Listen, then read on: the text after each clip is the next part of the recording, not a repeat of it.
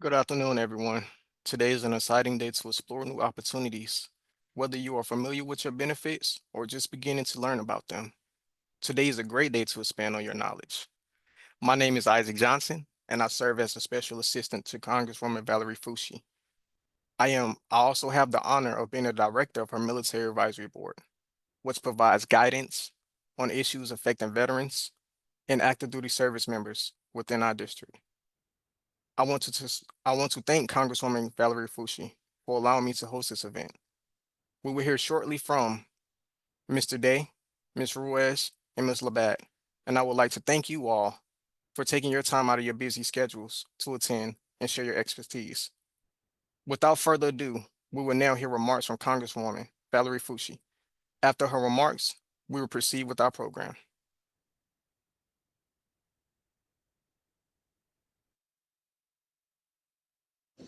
Good evening. I am Congresswoman Valerie Foushee, the federal representative for North Carolina's 4th Congressional District, and I am pleased to welcome you to our virtual Veterans Resource Fair. Thank you to our special guests and presenters this evening, Jasmine Levitt, Helen Juarez Ruiz, and Jeff Day, for taking the time to share the resources and support available to the veterans within our community. And to all the service members and veterans who are tuning in, I would like to extend a special thank you to each of you for your invaluable service to our nation. I hope that today's resource fair will give you, your families, and the organizations that serve you an opportunity to learn more about the disability, education, and housing benefits that are available to you. As a proud spouse of a veteran, I will never forget the personal sacrifices that my husband and so many others have made for our nation's freedom. Our country owes a debt of gratitude to those who have served in our armed forces, and now it's our turn to serve those that served us. Our great state has the 4th largest military presence in the country, and we are proud that over 600,000 veterans call North Carolina home. With such a significant military and veteran population in our state, our goal is to ensure that every veteran in North Carolina is aware of and able to utilize the resources and benefits available to them. And as your partner in Washington, I will continue to work to ensure that our veterans, service members, and their families receive the support, services, care, and benefits that they have earned and deserve. Thank you again for your service and commitment to our country. Should you ever need assistance navigating the VA or any other federal agency, please do not hesitate to contact my office at 919-967-7924 or reach out through my website at foushee.house.gov, and my team will serve you.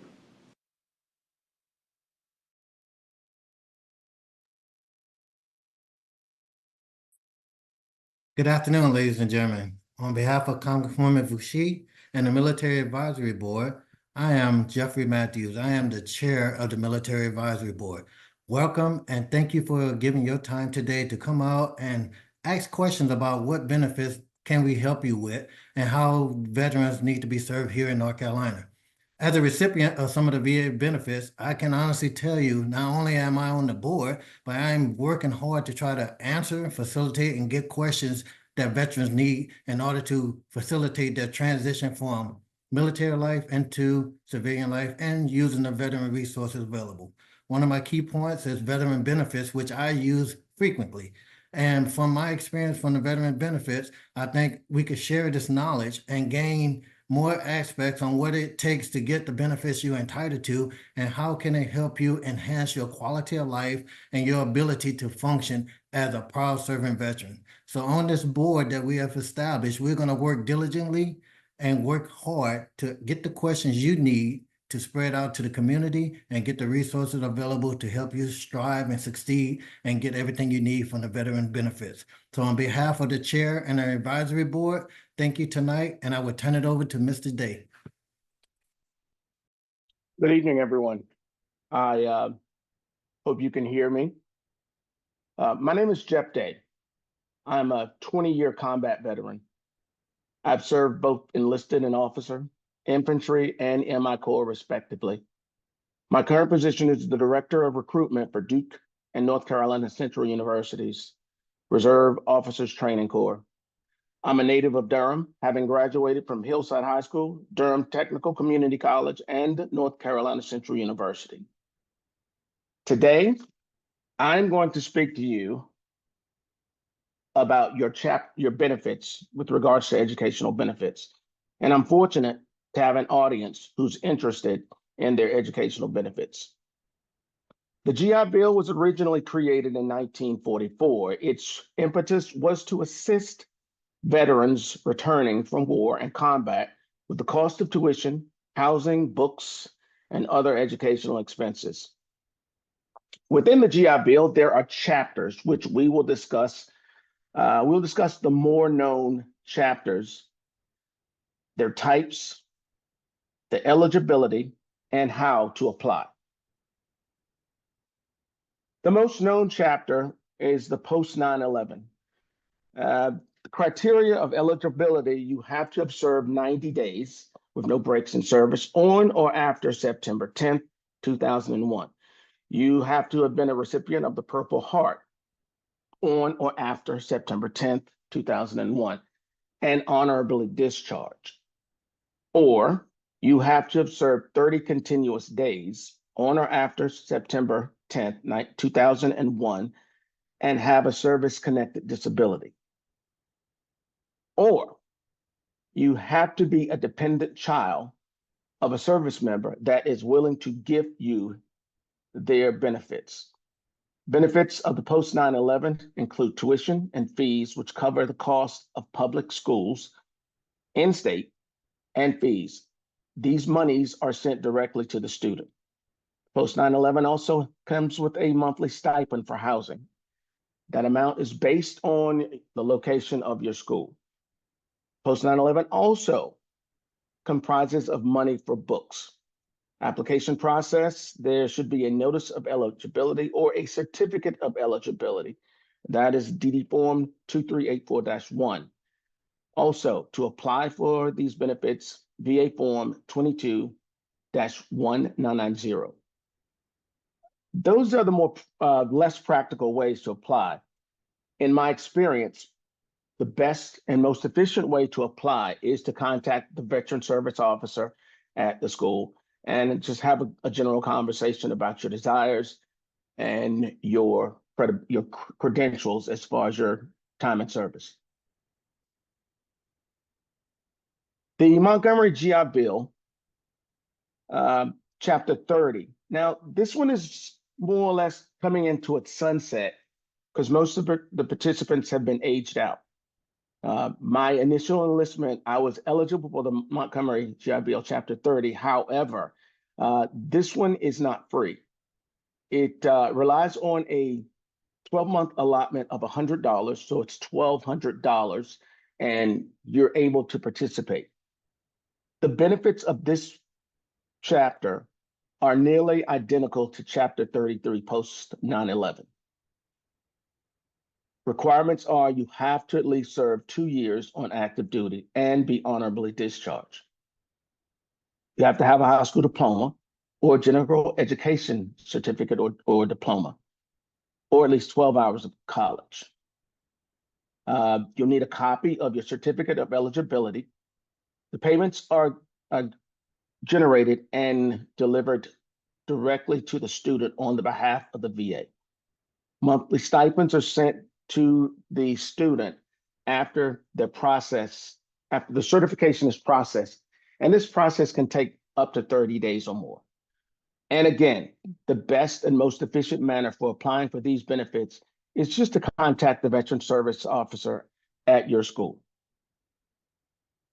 Chapter 1606. I'm going to touch mainly on 1606.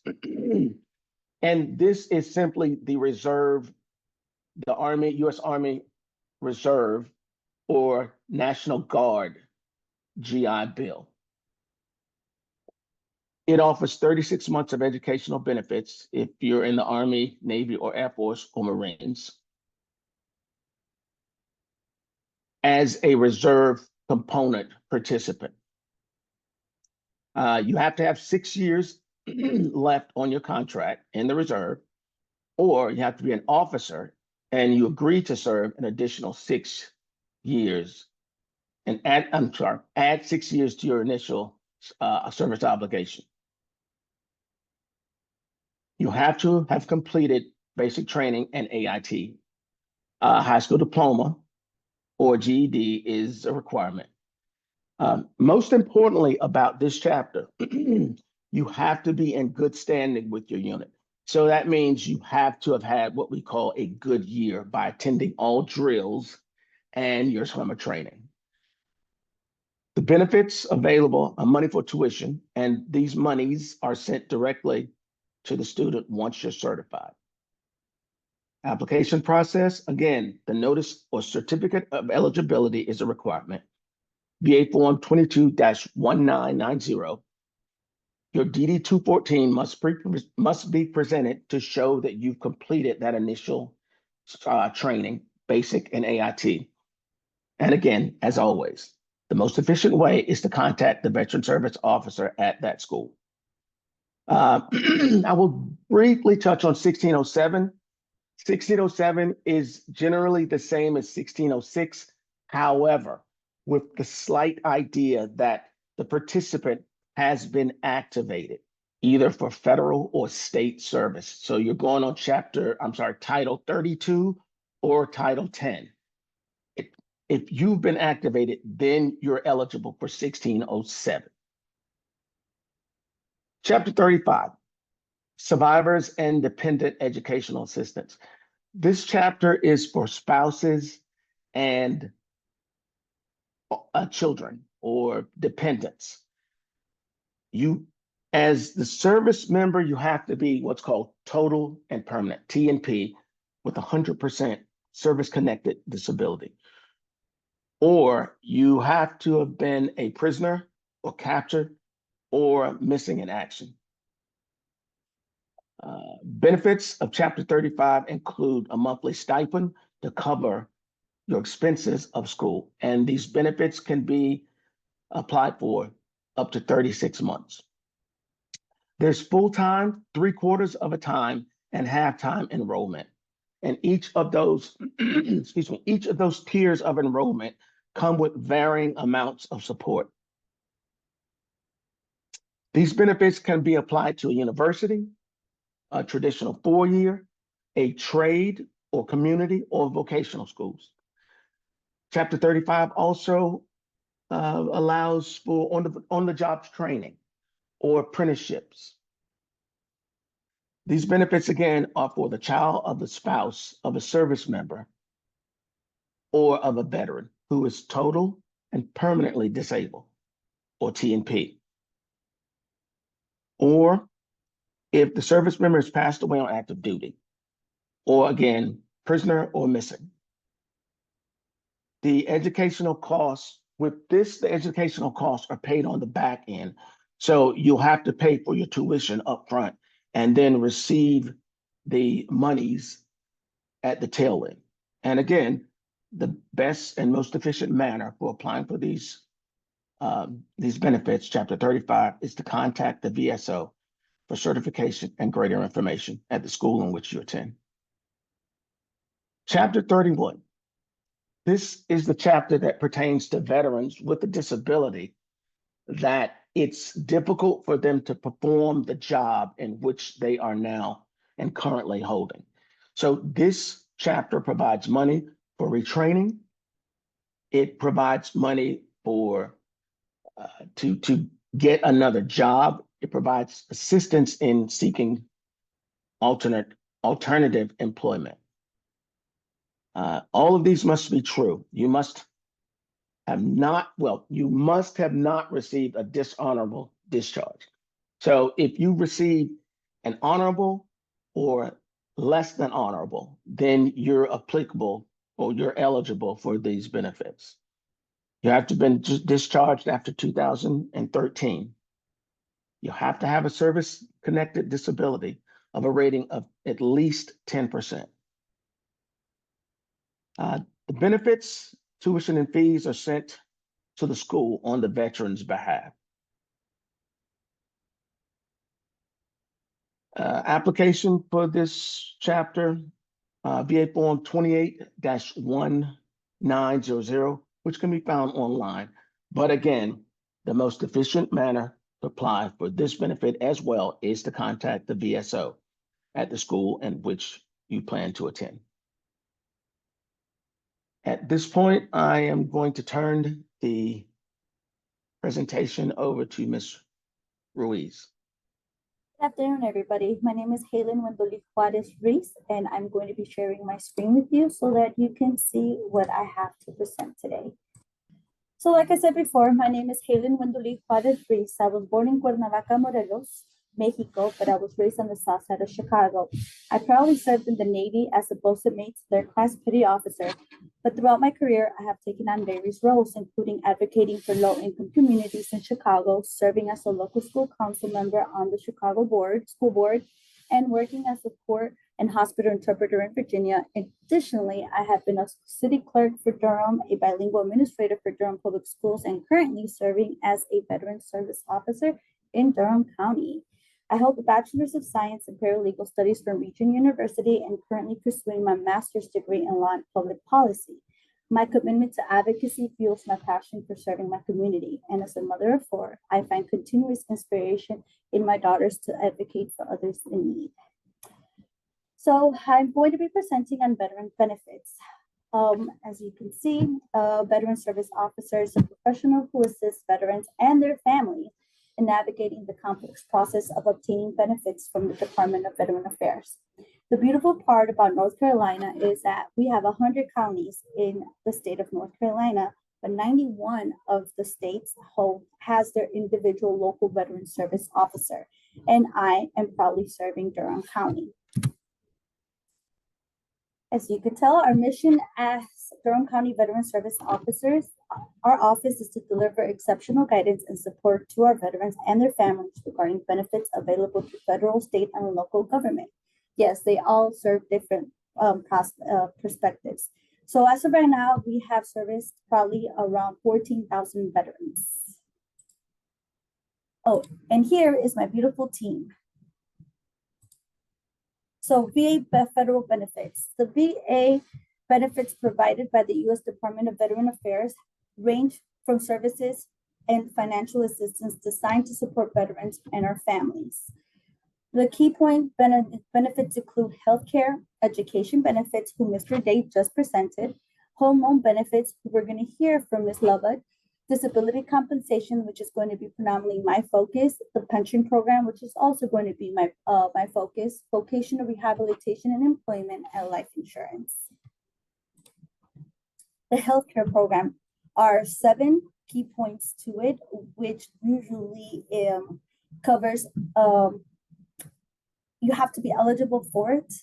The VA healthcare benefits offer a wide range of services, including preventative care, mental health support, and treatment for physical and mental health conditions. These benefits can cover regular checkups, specialist appointments, home health care, medical equipment, prosthetics, and prescriptions. Importantly, the VA also provides community care options when needed.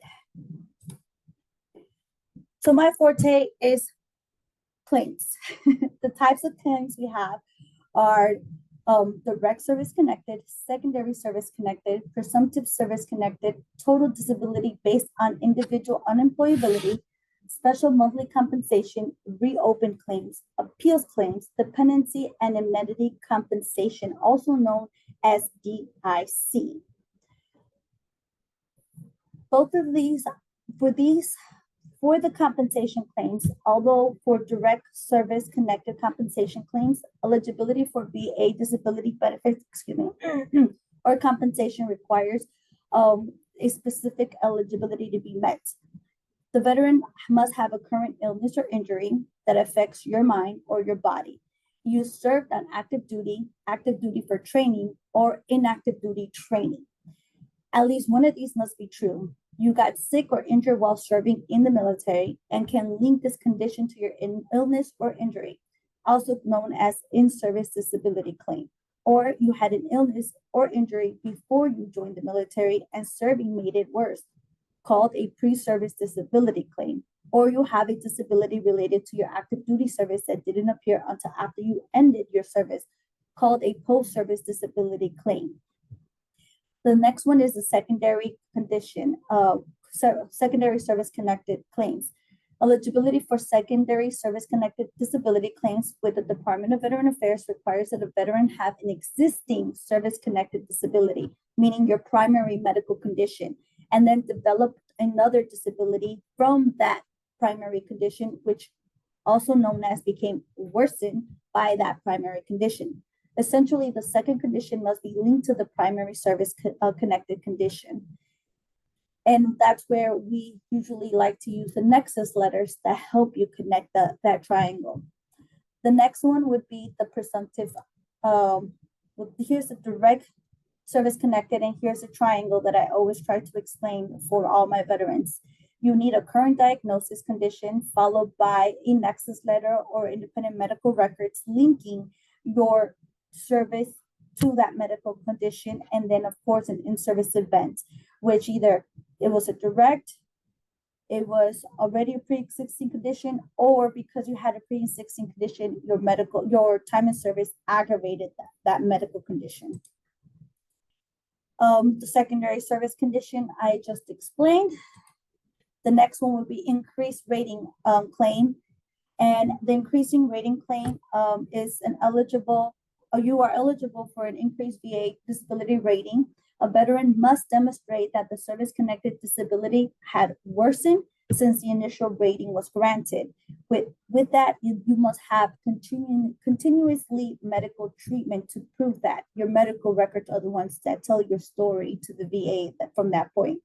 This typically involves providing updated medical evidence, showing a progression of symptoms, or the development of new conditions related to the original service-connected disability.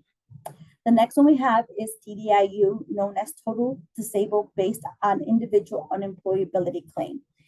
That claim is you need to be eligible to provide sufficient evidence, not only from your employer, but also from your doctor that you have individual unemployability.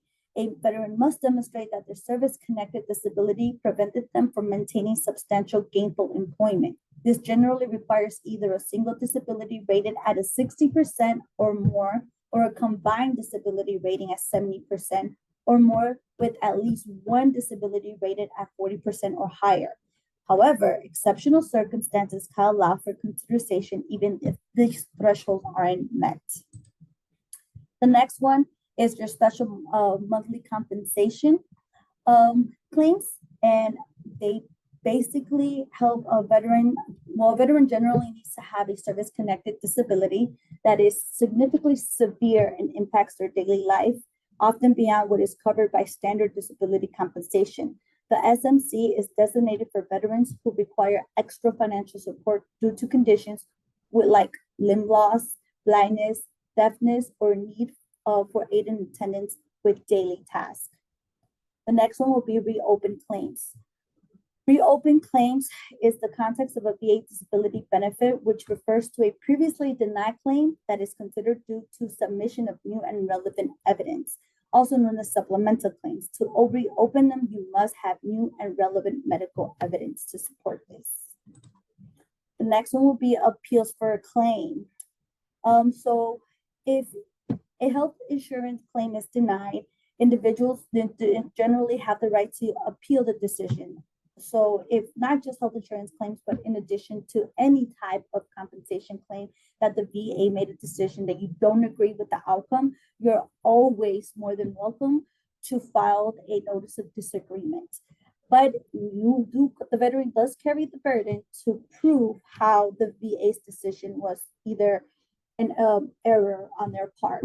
And there are usually appeal process and deadlines that specify for these appeals. And the next one will be the dependency and entity compensation. This is a tax-free monetary benefit for eligible survivors of certain military members and veterans. To be eligible for the veteran's death, to be eligible, the veteran must have a service-related death, or the veteran must have been rated as a total disabled by the VA for a certain period of time prior to his death. Survivors who may be eligible include surviving spouses, children, and dependent parents. The types of pensions. Now we move into our pensions here. The pensions we have are one for veterans pensions and the survivor's pension. The veterans pension, the veteran must meet specific requirements. One, the veteran cannot receive a dishonorable discharge, and the family yearly income and net worth meet certain limits set by Congress. Your net worth includes all personal property you own minus any debt you owe. Your net worth includes the net worth of your spouse. So that's going to be fun. The next one is your surviving pension. A survivor's pension eligibility requires the surviving spouse to have not been remarried after the veteran's death, and if the deceased veteran didn't receive a dishonorable discharge and their service meet at least one of the requirements below. The veteran entered active duty on or before September 7th of 1980 and served at least 90 days on active military service with at least 1 day during a covered wartime period. Or the veteran entered active duty after September 7th, 1980 and served at least 24 months or the full period of which they were called or ordered to active duty. Now, the veteran's pension, as I mentioned before, requires a lot of, it's basically to help provide financial assistance to low-income veterans who are permanently and totally disabled or over the age of 65. The survivor's pension, which I mentioned before, is not only for the surviving spouse, but also dependent children of deceased veterans who qualify, or dependent adult children who qualify under the regulations of the VA definition. Now, in the state of North Carolina, we have also various benefits: course education assistance, employment services, healthcare services, housing assistance, transportation services, or veteran service organizations, property tax exemption, and license plates. I'm going to touch on transportation services, and property and license. So North Carolina is known to be a veteran-friendly state. The beautiful part about it is that we have various options to get transportation for veterans to get their to arrive to the medical appointment. We have the Veteran Transportation Service, which is known as the VTS, which provides transportation to and from VA medical centers and authorized non-VA appointments. You can find more information by visiting the va.gov website. We also have the AV Transportation Network. We also have the Highly Rural Transportation Grants, the Special Mode Transportation Reimbursement Program. We even have Lyft Healthcare that can help veterans get to the Medicaid beneficiary appointments. Vet Right Self and Mecklenburg Transportation System for those that are in Mecklenburg. And Durham has Durham Disabled American Veterans, who provides free van rides to and from the VA, as well as Durham Medical Center has transportation through the DAV. And I have a phone number if anybody's interested, whom I can share that information with. And I want to thank everybody for your service. And if at any point you have a hard time locating your local veteran service officer, please feel free to contact us.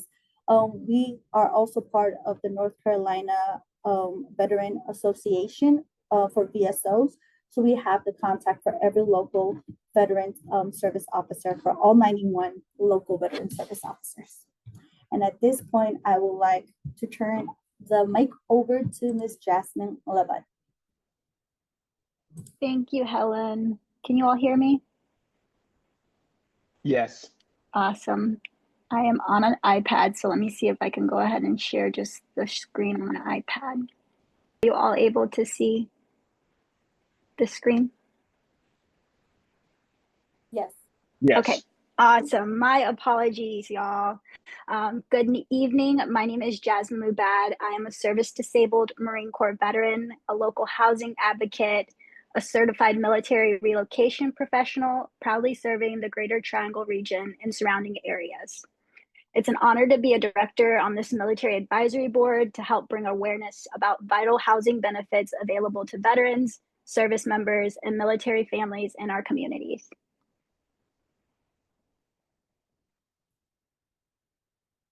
As a military connected community, it's on us to not only advocate for one another, but to educate and empower each other with real tools that lead to stability and growth.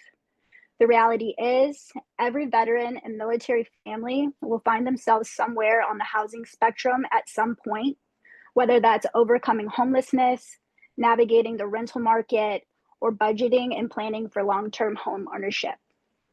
It's important to remember that this isn't always a one-way journey, and that for many of us, we move back and forth across these phases over time.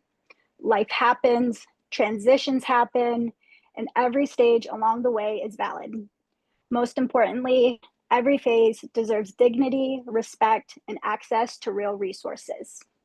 Whether somebody needs emergency housing tonight or is looking to close on a home this year, we all benefit from a strong local housing ecosystem that responds to those needs. With that in mind, let's look at some of the local housing resources available in Durham, Wake, Orange, and Chatham counties, organizations that are actively supporting veterans and military families, no matter where they are on this journey or this housing spectrum you all see on the screen.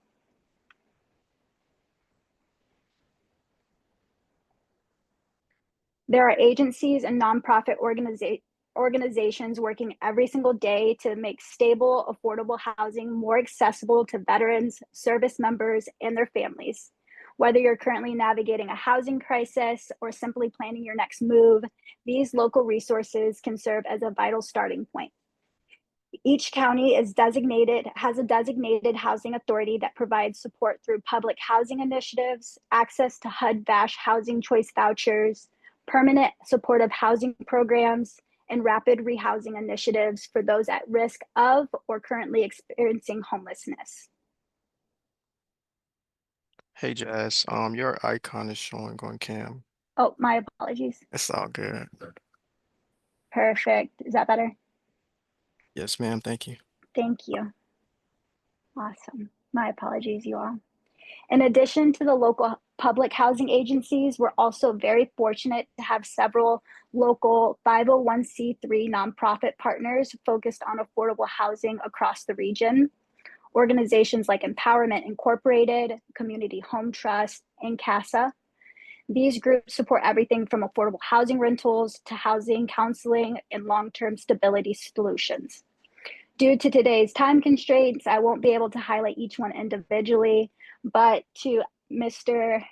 Johnson's point, I had my camera on, so this slide deck will be available and there will be a plethora of resources available to access in the future.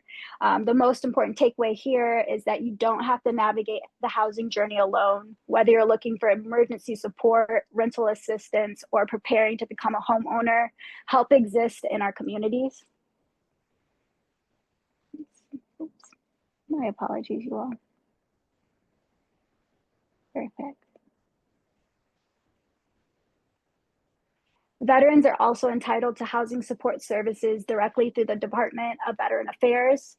And these programs can play a crucial role in helping veterans and their families not only access housing, but maintain long-term stability. A lot of these are resources that myself as a veteran, I didn't know of originally. So hopefully this is just some basic free available resources that we can share among our community. The first program I want to highlight is HUD-VASH, which stands for Housing and Urban Development Veterans Affairs Supportive Housing. It's specifically designed to help veterans exiting homelessness. Through HUD-VASH, eligible veterans can secure a housing choice voucher and receive ongoing support from VA social workers to sustain that housing over time.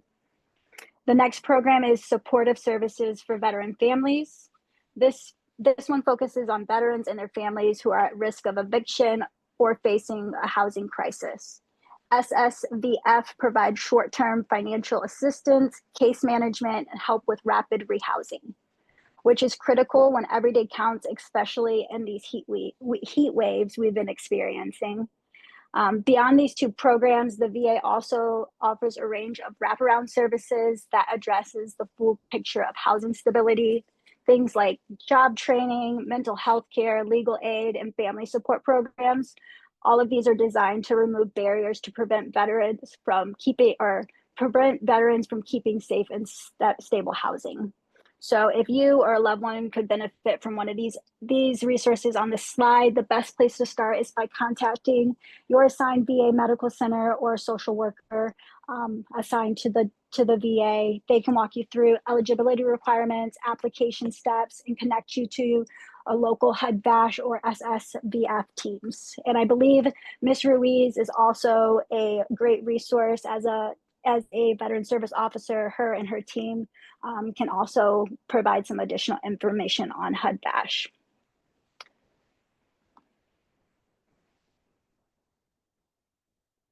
Perfect. So once a veteran or military family reaches a place of stability, the next natural step is often thinking about long-term.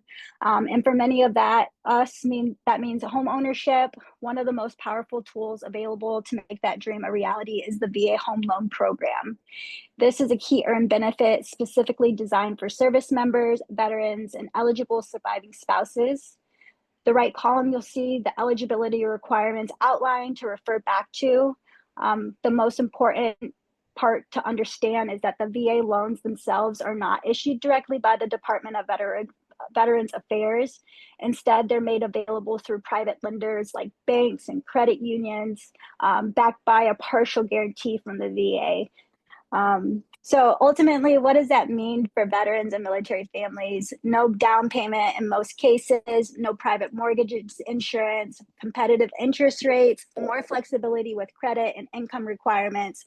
And yes, entitlement can be restored to leverage again. In addition to the VA home loan, there are grant programs specifically created to ease the financial burden of buying or modifying a home and to ensure that veterans and their families can build lasting stability. The first one on the left, I want to highlight is the Specially Adapted Housing Grant. This is available to veterans with certain service-connected disabilities. It helps fund the purchase, construction, or modification of a home to meet specific accessibility needs. This can be a life-changing opportunity for a veteran and their family who want to live independently and comfortably in their own space. And I was recently introduced to the Veteran Path to Homeownership Grant Program on the right, which I'm excited to share with you all today. It's a collaborative effort between Veterans Bridge Home and True Homes. Both organizations are deeply committed to supporting military families on their journey to long-term stability. The program itself offers $10,000 grants to eligible veterans and their families to help overcome financial barriers of saving for a down payment. This kind of support can make a significant difference in turning a possibility into a reality. It's designed for veterans who are close to being mortgage ready, but need that extra financial push to make homeownership achievable for the first time. There is a limited reserve of funding available. So if this sounds like something that could benefit you and your family, please don't hesitate to reach out. My contact information will be provided as well. Additional information will be nested in the resource section. I do want to thank you all for your time. We are opening up questions. Currently, we do have one question. So if you all do have questions, please put those in the chat and we and all three of our panelists will answer those questions. I'll give you a brief moment to put those questions in the chat for us to answer. Hello, for the anonymous attendee, in regards to the veteran IDs, to obtain a veteran ID card is called known as the BIC. It's a post-Vietnam era veterans. The fastest and more reliable method is to apply through the U.S. Department of Veteran Affairs.gov. And the way you can do it is by visiting the official website. You go to the VS website, you either sign in or create a new account through ID.me. Complete the application, which would require you to upload your most non-expired state ID or driver license, or your social security number, or a copy of your DD-214. The verification process, typically, they verify your information and everything, and they make a decision whether you're going to get the big card or not within 1 to 3 weeks. Once approved, you will receive your digital ID via email, and you can always request to have it be mailed to you. The other way you could get the VIC card is in person by going into the VA medical centers and going, or like in Durham, you would have to go to the VA medical center in Fulton, and you would have to go through the enrollment center for your big card. You would need your social security card, non-expired identification, in addition to your DD-214. And once you're enrolled, they'll be able to get you to provide you your big card, not in person, but you'll be able to get it. Well, sometimes in person, sometimes they'll, if their system is down, you'll get it mailed within, I want to say, a good week to 2 weeks.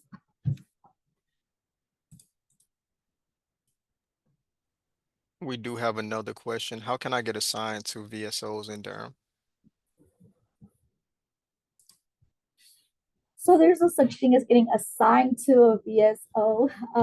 We are a team of 6 right now.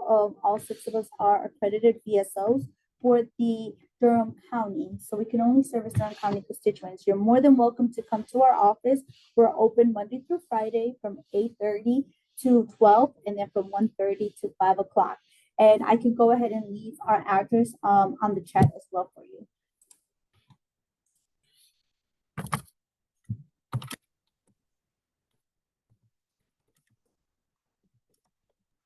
Awesome. Is it any other questions? We will take a few moments to answer those as well. So if you do have some, just drop them in the chat. I'm going to give you all a few moments to ask those. We do have another question. Do I need to make an appointment or can I walk in? I can answer this one. You're able to walk into the VSO. Their address is 201 North Roxborough Street, Durham, North Carolina. So you are able to walk in, or you can make an appointment if you would like.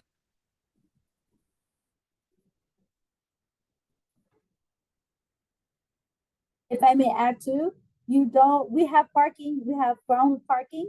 You don't have to worry about parking in Durham County parking portions. We have local ground parking. Do not park in the city parking. We have free parking in our fire building.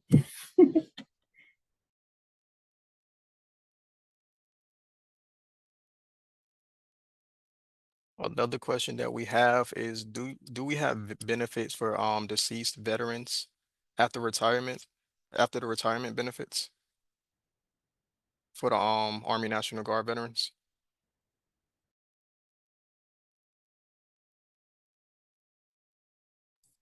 Sorry, I was talking. I didn't realize I was on mute. So, veteran benefits do not decrease solely upon reaching retirement age or starting to receive Social Security retirement benefits. The VA disability compensation and retirement pay are separate and distinctive, and receiving one does not automatically impact the other. However, some potential changes to the VA benefits have been proposed in the past, and reducing disability payments after a certain age can be implemented. Each circumstance is very different. Each case is unique. We as VSOs don't like to give guidance without having something concrete to tell you whether what are the possibilities of something taking place.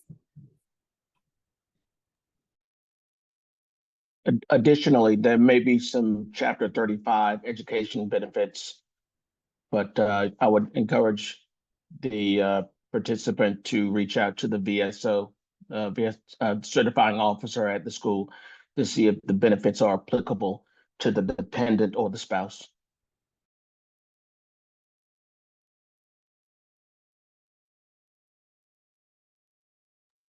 Also, another question that we do have is, do they have to bring all of their documents to the VSO to get seen and serviced? No, so if we don't hold POA, which is VA Form 2122, there's a high probability we might not have the back access to see the VA file. However, if they want to bring it and we could get a head start, that's great. But we usually like to start with the 2122, which is POA, so that not only can we access your VA file, but we could actually see all the history of what has been done to better guide and assist our veterans.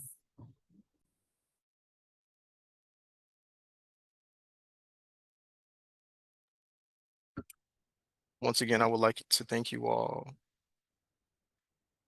Okay, we do have another question. Who or where to find benefits for our families or deceased veterans? That would be your VSO. Your VSOs are the ones that can tell you what are the qualifications from the deceased veteran that the family and or surviving spouse or disabled adult child or any child left behind that can qualify for those benefits depending on the circumstances.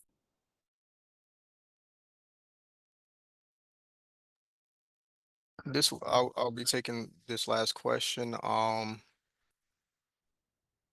The last question would be, do I have to be 100% in order to get into the VA healthcare system?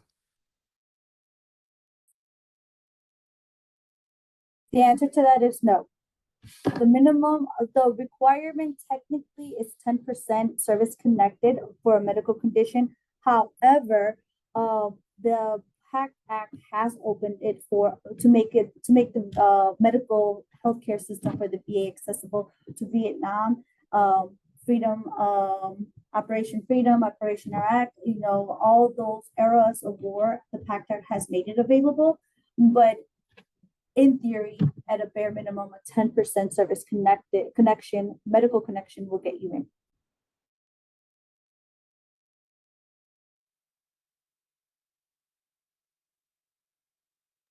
Awesome. I want to thank everybody for their time and their participation. As you can see, this is the office number to Congresswoman Valerie Foushee. As I stated, I do work her military and veteran affairs portfolio. So if you have any other questions, you can reach out to these numbers right here. And we will also send out each contact that helped to present today to you all if you had any more questions. And if you have any federal questions regarding your VA, if you're not getting anything that you're supposed to have, if you need VA records, you can reach out to me directly. And I'll share that contact as well. It'll go out to you all through emails and through phone numbers. So if you have any other questions, you can reach out to me directly. You can call this number as well, and I'll get you to where you need to go. I'm gonna give you a brief moment to jot these down.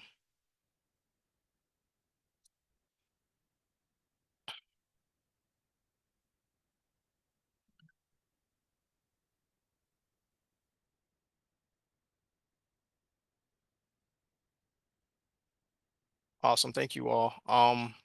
Thank you all for joining today and for your active participation. I hope you find this very helpful. And I just want to thank the panelists, Ms. Labatt, Ms. Ruiz, Mr. Day, and Mr. Matthews for even attending this event to share their expertise.